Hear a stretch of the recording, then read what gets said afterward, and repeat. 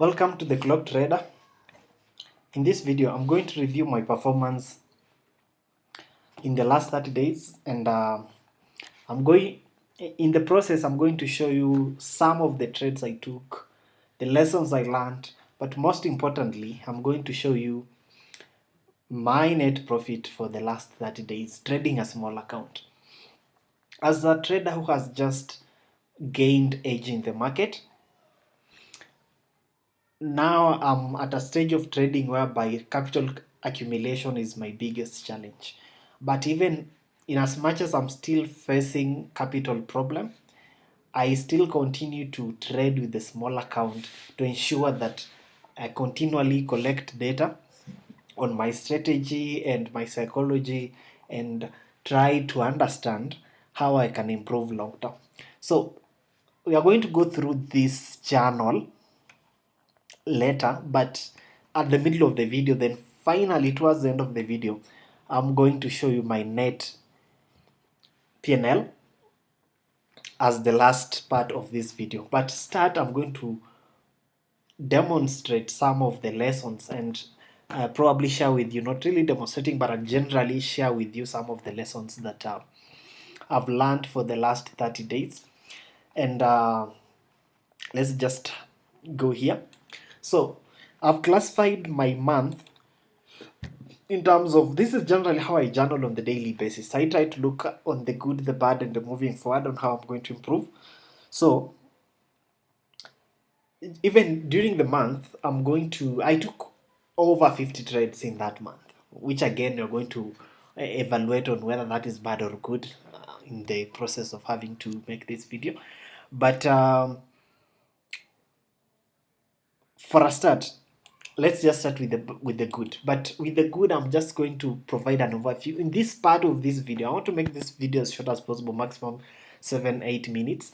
But let's start with the good, then you're going to go to the bad, then go to moving forward, then you're going to show you the trends on my journal, then lastly I'm going to go to MT5 and I show you my net P&L, and I'll also explain why I haven't taken trade this week and when am I planning to now continue again trading. So the good, the first good thing that has happened the last 30 days, and when I mean 30 days, I mean starting around 20th of October up to last week, towards the end of last week.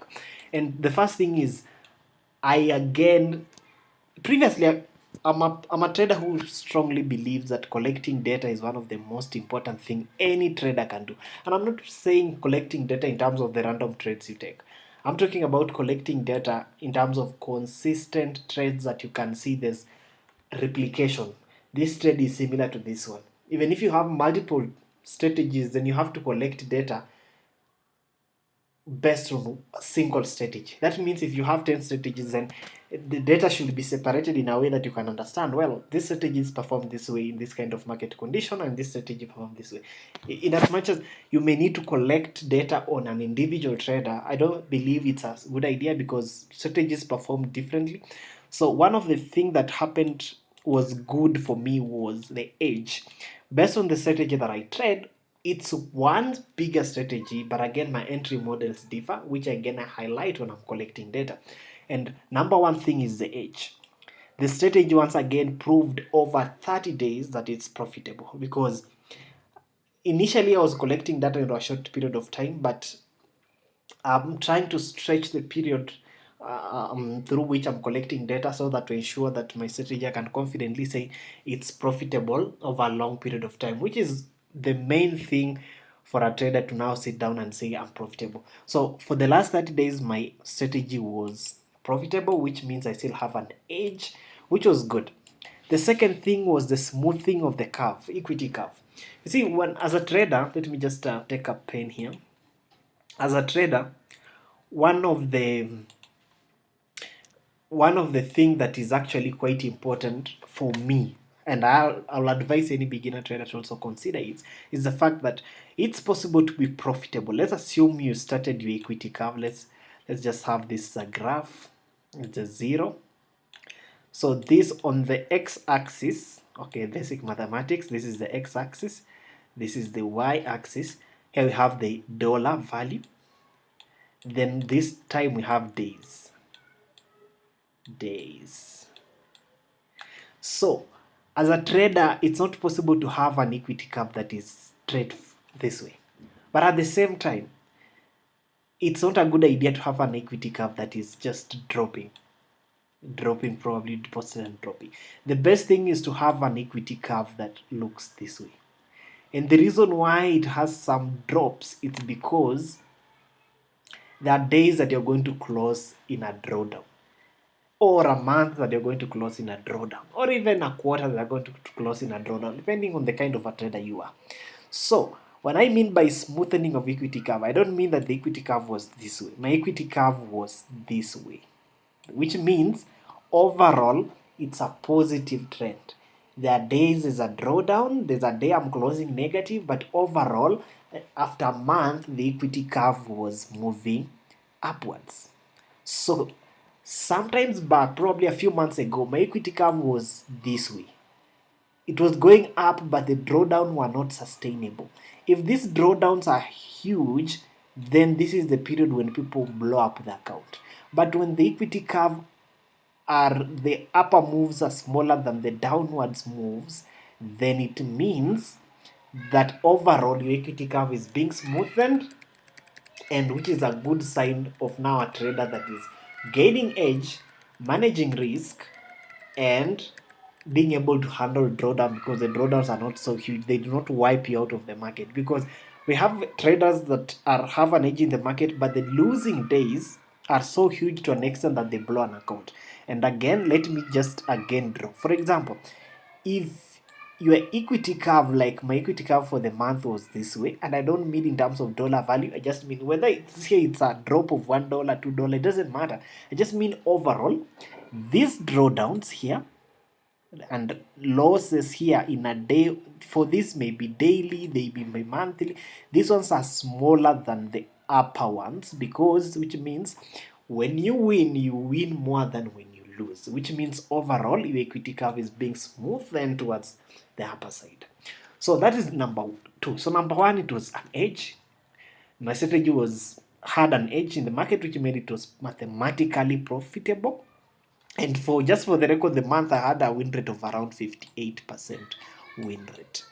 58% win rate. But if I remove those trades that I took impulsively, I would have been around 68%. So again, when we go to moving forward, we're going to discuss about it again even later. But so the second thing was after the edge, it was smoothening of the curve. And then the third good thing that happened over the third period was the fact that I was relaxed and confident, while at the same time risk aware. Because traders need to differentiate between being relaxed and confident and failing to be risk aware.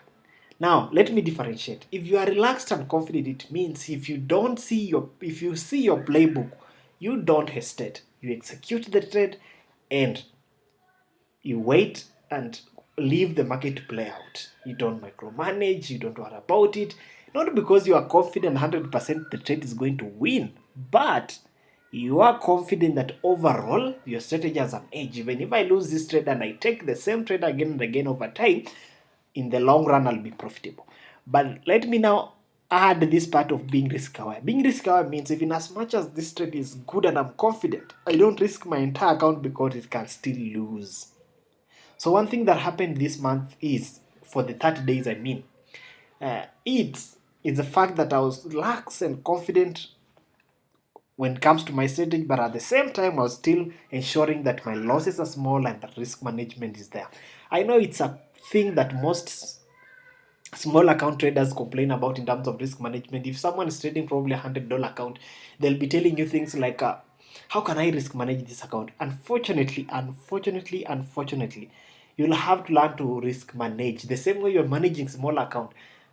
Well, there may be some changes when it comes to managing a big account, but in reality is you need to be able to learn how to manage small account and a big account, and have a strategy in terms of risk management strategy that can be handled by different market conditions, all at the same time disregarding the amount of money you have in your account. Why? Because for me, percentages are more important. Let's assume you have $1,000 account. Another person has $100 account. If you risk $10 here and this person risks $100, you're both risking the same thing because both of you are risking 10% of your account. Or if you have a pro forma account worth 5,000 with a 10% drawdown, then you risk 1%, it means you are risking $50, which is basically 10% of your overall drawdown, because overall drawdown is 10%, which is $500 of your account. So most people think that when you're risking 1% of your pro forma account, you're a good risk manager or you are playing low. But in reality, if you're risking 10% of your personal account and 1% of your pro forma account, is the same thing. So for me, when I'm trading a small account, sometimes I slightly go higher. I may risk even 15%, 10%. But that risking of 10%, 5%, 2.5%, it's because I understand my overall drawdown. I know how many trades I can lose in a row. For example, if your strategy you can lose 10 trades in a row, then risking 10% of your account is dangerous. But if probably your maximum trades you lose in a row overall over time are 3 trades, then even if you risk 10% of your account, you will barely blow the account depending on your risk reward ratio. So okay, but that is not the main agenda of this video. So what happened, good thing that happened is Edge smoothened the equity curve and relaxed and relaxed and confident, all at the same time being risk aware. So let's go to the bad, but I'm going to go a bit faster so that we can go to showing P&L and some of the trades I took. So let me just rub these ones. Okay, the bad. So I'm not going to write about the bad, but I'm going to highlight them. So number one thing is happened is over trading. And I'm going to demonstrate when I go back to the journal. I'm going to show where the overtrading came in. So overtrading, there are days that I took even 6 trades. 6 trades. So remember, there's one thing with that overtrading thing. According to my trading rules, I should not lose more than 2 trades in a day. Now, there's a problem with this rule that I have. Assuming that I take the first trade and it wins, and then I take the second trade, it wins, which means, and probably let's just say I was targeting 1 to 2. That means I am 4R up. When I'm 4R up and I've taken 2 trades, which means I can still take another 2 or 3 trades, because maximum losses that I can take in a day are 2 in relation to initial capital. That means I should not close more than negative 2R. Negative 2R is the maximum that I should. So sometimes I violate those rules, and that's why now I've come up with the new rule to refine this rule moving forward. Because in the days when I win the first 2 trades in London, for example, then now let New York, I come up and then probably now lose another 2 trades or 3 trades. I see now I've lost more of the profit that I have made. So overtrading was one of the main challenge. Another challenge was balancing between excitement and but having excitement and profit targets. Well, every time I go to the chart, I always try to convince myself that I don't have profit targets. But that's not always the case. Profit targets are not always a good idea, because sometimes I come to the market, probably I'm risking $20 per trade or $10. Like, hey, I want to make $100, I want to make $30. Now, when I'm making $50 that day, I don't feel satisfied and I'm trying looking for trades. And that now again punishes me by losing either the amount that I had or making a winning day to be a losing day. So that's one thing that was happened multiple times throughout the month. Another thing was small capital was a big problem, because I have an edge and I'm seeing the same trade I've taken, probably I could have made $1,600, $300. I'm still making something like $40, $50, $60.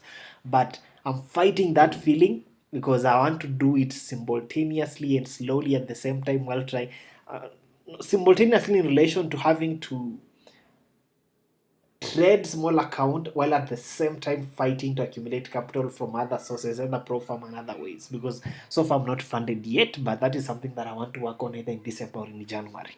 So simultaneously I want to fight the urge for big capital, at the same time also finding ways of accumulating capital. So moving forward, what am I going to do?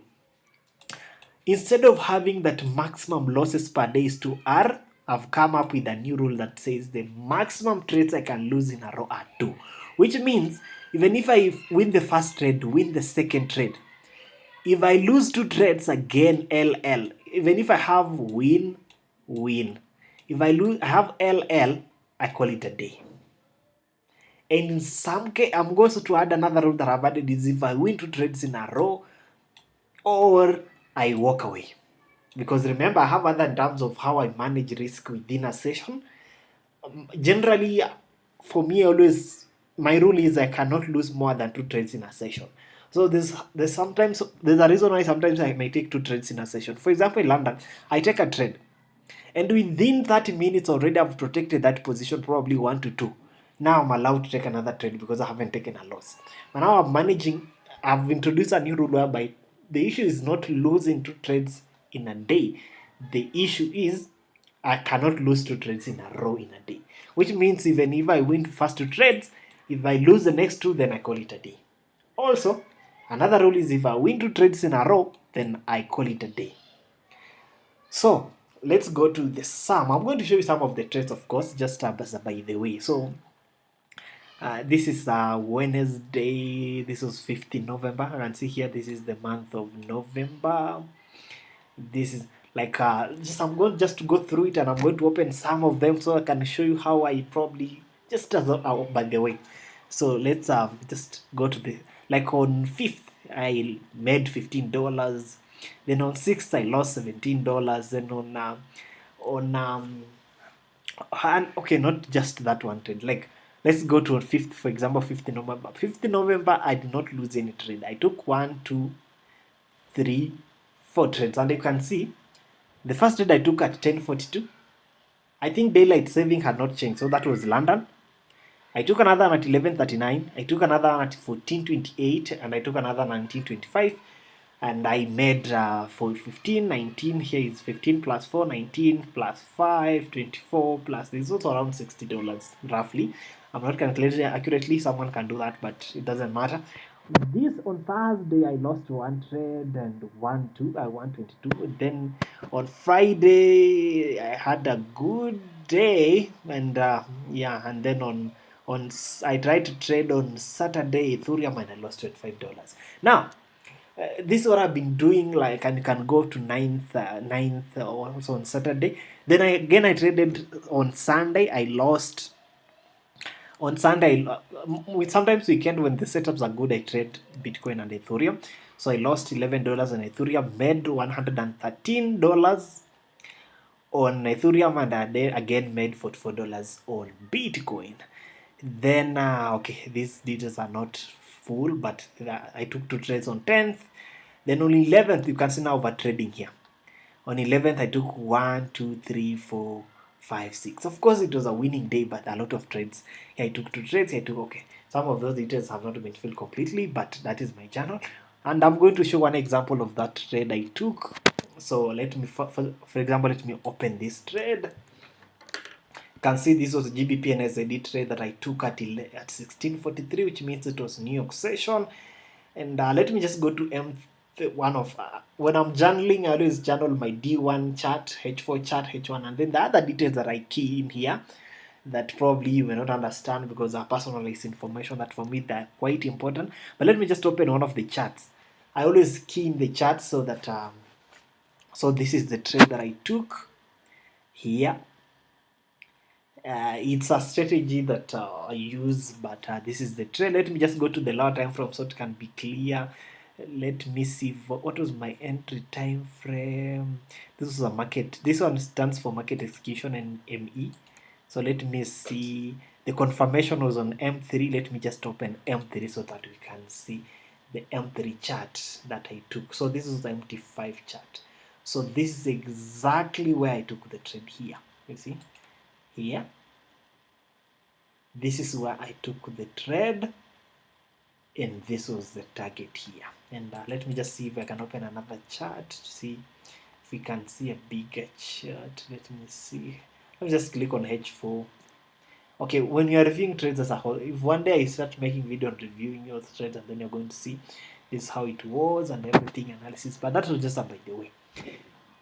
So those are the trades that I okay. The other, when you go back, you can see there are multiple forms. You can go back to October and see some of the trades I took, but that was not the essence of the video. Just to review what I learned, and then let's go to MT5 so that I can show you the history, so that it's not just those things that people say. So let's go to toolbar and see the history. Now, I think I want to substantiate. When you go to the history here, you can see my balance here in my trade is 0, 0. You see? 0.05 because I made withdrawal and I took a break. So let's go to history. I can see, as you can see, today is on Tuesday or Wednesday. I think it's Tuesday or Wednesday. Today is, let me just confirm. When is today? Today is Thursday, 27th November. So I haven't taken any trade. As you can see, my account balance is 0.05, and we go back to history. Here we go back to history and custom history. Let's look for the last month history. We click here. So last month history, let me just scroll down. As you can see here, there are losses and wins, but that's not the most important part. The most important part is here. Now, I made $867, and withdrawals, of course, I withdraw almost all the whole amount. The total deposits throughout that month was $526. In total withdrawal were 1415, which means the overall net profit was 867. Why did I withdraw the whole amount of money? Was because I had a need that I wanted to sort, so I decided to withdraw.